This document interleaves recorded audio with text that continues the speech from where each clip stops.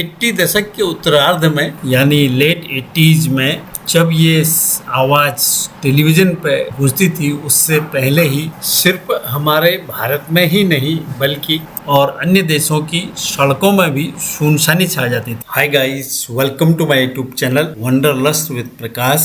आज मैं आपको इस आधुनिक युग की शोर शराबे वाली दुनिया से सीधे उस द्वापर युग में ले चलता हूँ जहाँ धर्म और अधर्म का सबसे बड़े युद्ध की कूटनीति रची गई थी। जी हाँ दोस्तों, मैं खड़ा हूँ हैदराबाद की रामोजी फिल्म सिटी के उस विशाल महाभारत सेट के सामने, जिसकी भव्यता देखकर आंखें खुली की खुली रह गई। जैसे ही हम इस विशाल प्रवेश द्वार के भीतर कदम रखते हैं, हवा का मिजाज बदला हुआ लगता है। यहाँ की दीवारों पर उकेरी गई नक्काशी, ऊंचे ऊंचे खंबे जिनमें अद्भुत नक्काशी की गई है, ये एहसास कराते हैं कि आप किसी साधारण सेट पर नहीं हैं, बल्कि हस्तिनापुर के वैभव के बीच खड़े हैं। यहाँ की हर दीवार पर और हर कॉलम पर प्राचीन भारतीय कला की छाप है। यहाँ पर गुंबद इतने ऊंचे हैं कि गर्दन उठाकर आसमान की ओर देखना पड़ता है, जो उस समय के साम्राज्यों की शक्ति का प्रतीक है। सेट के चारों ओर स्थित देवों और योद्धाओं की मूर्तियां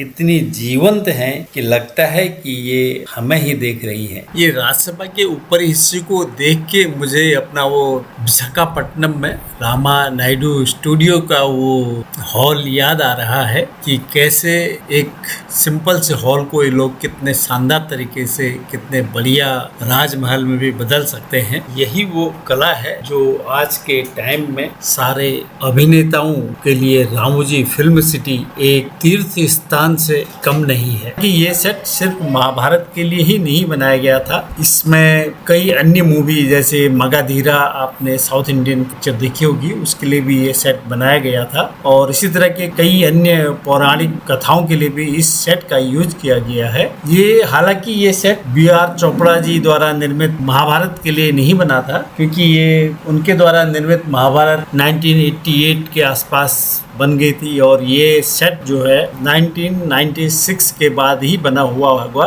क्योंकि रामोजी फिल्म सिटी 1996 के बाद ही शुरू हुआ। तो पिछली वीडियो में मैंने आपको बताया था कि मैं आपको महाभारत युग से चेन्नई एक्सप्रेस में बैठा के माहिष्मती साम्राज्य तक ले चलूंगा इस एपिसोड में। तो अब चेन्नई एक्सप्रेस में बैठने के लिए अब आप तैयार हो जाइए। आपने मेरी पिछली वीडियो में देखा होगा और इस वीडियो में भी देखेंगे और इससे आगे अगले वीडियो में भी देखेंगे। तो इन सब चीजों को देख के इसीलिए यहाँ जो बड़े बड़े प्रोड्यूसर हैं, डायरेक्टर हैं, रामोजी फिल्म सिटी को अपनी पहली पसंद मानते हैं, क्योंकि यह एक वन स्टॉप डेस्टिनेशन है, जिसको अगर फिल्मी भाषा में बोले तो यहाँ पर डायरेक्टर प्रोड्यूसर अपनी स्क्रिप्ट लेके आते हैं और पूरी फिल्म यहाँ से तैयार करके निकलते हैं। दीपिका पादुकोण और शाहरुख खान की जो फिल्म है चेन्नई एक्सप्रेस, उसकी शूटिंग यहीं पर हुई थी। सिर्फ इस चेन्नई एक्सप्रेस की नहीं, बहुत सारी फिल्मों की यहाँ पर शूटिंग हो चुकी है। ऐसा लग रहा है जैसे हम लोग रेलवे स्टेशन में ही आ गए हैं, इस तरह का माहौल जैसा लग रहा है यहाँ। बिल्कुल रेलवे स्टेशन की जैसी चहल पहल। थर्ड एसी में आ गए आप। अब हम लोग थर्ड एसी में आ चुके हैं। तुझे देखा तो ये जाना सनम, याद है वो गाना। और तेरी बर्थ कौन सी है? टायर है, आगे के वाले टायर। ये इंजन है, वहाँ नहीं दिखाने के लिए टायर है, फिर इसके पीछे वाले रबड़ वाले। ये इंजन है और ये बाहर जाने के लिए, दूसरे प्लेटफॉर्म में जाने के लिए ये रास्ता है। छत पे देख, रेलवे स्टेशन की जैसी है। ये साउथ इंडियन टाइमिंग है। अगर नॉर्दर्न रेलवे टाइमिंग चाहिए तो ये बोर्ड बदल जाएगा। इसमें सदर्न रेलवे आ गया। हम लोग बाहर आ गए, रेलवे स्टेशन के हम लोग बाहर आ गए और हमारी बस कहाँ पर है? वो सामने खड़ी है, वो हमारी है। ये बस है हमारे सामने। It looks like village railway station. Famous song from the movie Chennai Express, Lungi Dance, picturized inside this railway station. Nellore से अब हम भोपाल सेंट्रल जेल पहुंच चुके हैं। After left side में देखिए टॉप में, that is the place where Kattappa killed Bahubali. And fighting sequences between Mahishmati and Kalakeya was also picturized in that location. ये फार्म हाउस आप लोगों को याद है, अमरेंद्र, बाहुबली और देवसेना जब वाइल्ड बोर को मारने के लिए जाते हैं खेत में, तो वो सीन यहीं पर पिक्चराइज किया गया। यहाँ पर शूटिंग हुई प्रभास जी की फौजी फिल्म की, और यहाँ पर शूटिंग हुई थी पुष्पा 2 फिल्म की। ये लो भाई, अब हम पहुँच गए हैं जिसका हमें बड़ा बेसब्री से इंतजार था, बाहुबली सेट का। अमरेंद्र बाहुबली बाहुबली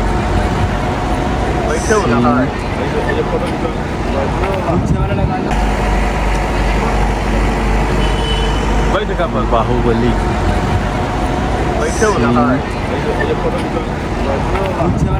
दोस्तों, ये है महेशमती साम्राज्य का मिनिएचर प्रोटोटाइप। ये मैंने जूम करके दिखाया है। तो इसी तरह से जब क्योंकि इतना बड़ा सेट बनाना बहुत मुश्किल होता है, तो जैसे मैंने जूम करके दिखाया, इसी तरह वो लोग भी जूम करके इसको बहुत बड़ा साम्राज्य, बहुत बड़ा राजमहल दिखा देते हैं। और फिर छोटी छोटी जगह, ये फिल्म की शूटिंग से पहले एक मॉडल तैयार किया जाता है। इसी तरह महाभारत का भी एक मॉडल तैयार किया गया होगा पहले। और कभी कभी ऐसा होता है कि जब बहुत बड़े साम्राज्य को दिखाना होता है तो पूरा शहर इतना बड़ा बनाना मुश्किल होता है, या पूरा साम्राज्य इतना बड़ा बनाना मुश्किल होता है। तो डायरेक्टर और कैमरामैन कई बार बड़े सीन को दिखाने के लिए इसी छोटे मॉडल की शूटिंग करते हैं, और बाद में कंप्यूटर ग्राफिक्स के जरिए इसे असली और विशाल साम्राज्य दिखा देते हैं। ये बाहुबली सेट की बेल हैं। अब हम लोग एंटर करेंगे बाहुबली, बाहुबली सेट में।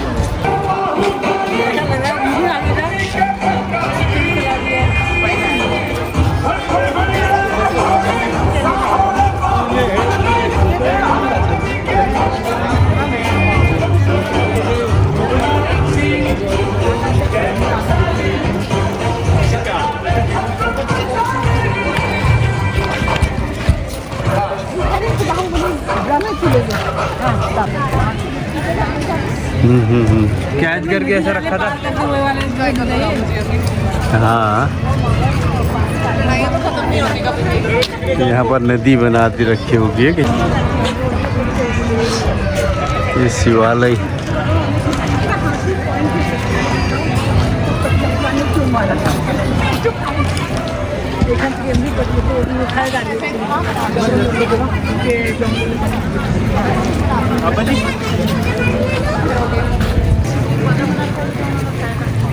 ये नदी में जो शिवलिंग को उठा के वो पानी के ऊपर में रख देता है।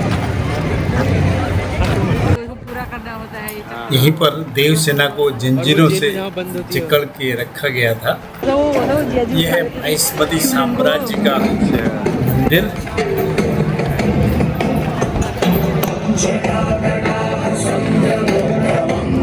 अच्छा, वही तो मंदिर है जहाँ पर उसका वो नहीं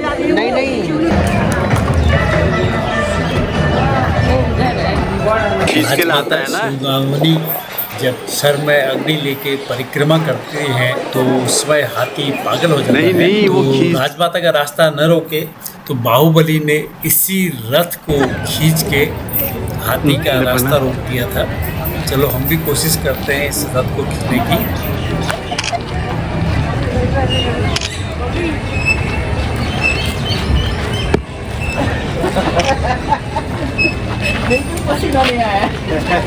पैर भी चला। सामने हाँ। मुंह नीचे उधर जोर से। हाँ। भाई इन्हें तो पहचानते होंगे, ये है भल्लाल देव। जब उनकी स्वर्ण प्रतिमा खड़ी की जाती है तो वही स्वर्ण प्रतिमा है ये। इधर ये रेस्टोरेंट भी है इन लोगों का। ये क्या है? और ये है महेशमती साम्राज्य के अस्त्र शस्त्र। पुरानी तकनीक कितनी बढ़िया होगी ना, एक साथ कितने बाण एरो छोड़ सकते थे वो लोग। कितना एक ही मशीन में एरो रखते थे। गजब है बनाने वाले भी इन अस्त्र शस्त्र को।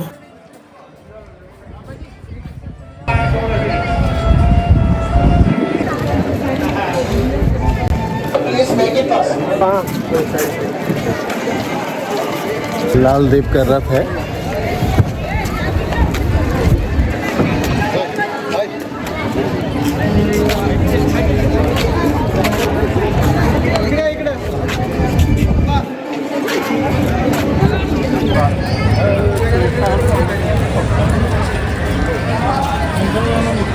लाल देव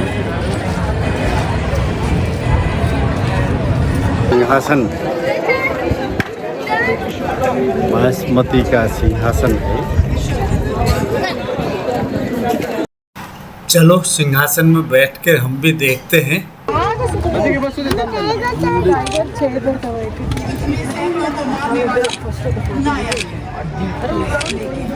पर एक रथ और है दूसरा।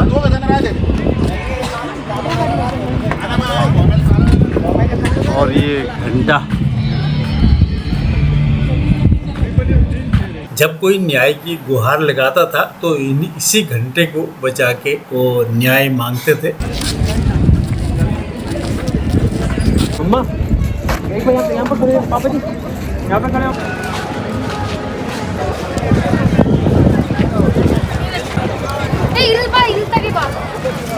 ये कुछ छोटा रथ और है।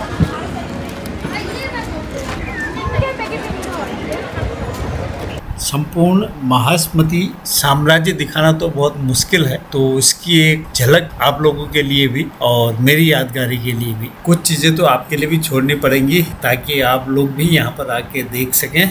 बाहुबली दरबार। बाहुबली सेट देखने के बाद हम लोग फिर बस से वहीं पर पहुंचे जहां पर हम लोगों का सुबह वेलकम किया गया था और वहीं पर ही हमारा लंच है, क्योंकि हम लोगों ने स्टार एक्सपीरियंस टिकट बुक किया था, इसलिए इसमें बफे लंच इंक्लूड रहता है। और वापसी में रेस्टोरेंट को जाते समय रास्ते में खूबसूरत गाना गाते हुए लोग, वो दिन जिंदगी का आखिरी दिन होगा, क्या हुआ तेरा वादा, वो कसम वो इरादा, जागली के फिर हंसी रात हो ना हो, शायद फिर इस जन्म में मुलाकात हो ना हो, लग जा गले नसीब में ये बात हो ना हो, शायद फिर इस जन्म में मुलाकात हो ना हो, लग जा गले से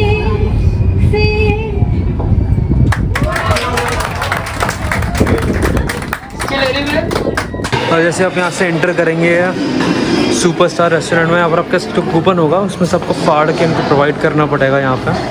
एंड ये लोग फिर आपको जितने नंबर ऑफ कूपन से उतनी प्लेट प्रोवाइड करेंगे एंड उतनी ही वाटर बोतल पर पर्सन पर एक वाटर बोतल पर पर्सन प्रोवाइड करते हैं। जैसे हम इनके वहाँ टेबल में बैठी हैं, हम लोगों को यहाँ पे 3 प्लेट और 3 वाटर बोतल मिल गई हैं। और बफे उस साइड पे है और साइड पे क्या क्या है वो चल के देखना पड़ेगा। काफ़ी सारी चीज़ें हैं बफे में, सैलड्स हैं पूरे। ये वेज का है शायद सारा का सारा आइटम, जीरा pulao, normal pulao, pink phirni, brownie, मीठे में यहाँ पे कुछ तो है, आइसक्रीम, खीर, दही, मंचूरियन, पूरे 56 भोग बने हुए हैं। ये सब वेज है। और इस साइड है नॉन वेज आइटम। नहीं, यहाँ पे वेज मंचाओ सूप। अच्छा, यहाँ पे सूप है। दोस्तों अब बारी है 56 भोग का आनंद लेने का। आप लोग भी 56 भोग का आनंद लीजिए। मिलते हैं अगले ब्लॉग में रामू जी फिल्म सिटी के पार्ट 3 में, जिसमें दिखाएंगे ग्रुप डांस और साथ में कैसे वीडियो बनाते हैं और उसमें साउंड और बैकग्राउंड म्यूजिक ये लोग देते हैं। तो मिलते हैं अगले ब्लॉग में। मेरे चैनल को लाइक शेयर सब्सक्राइब करते रहें। तब तक स्वस्थ रहे, मस्त रहे, हैदराबाद और रामू जी फिल्म सिटी का आनंद लेते रहें। Thank you for watching.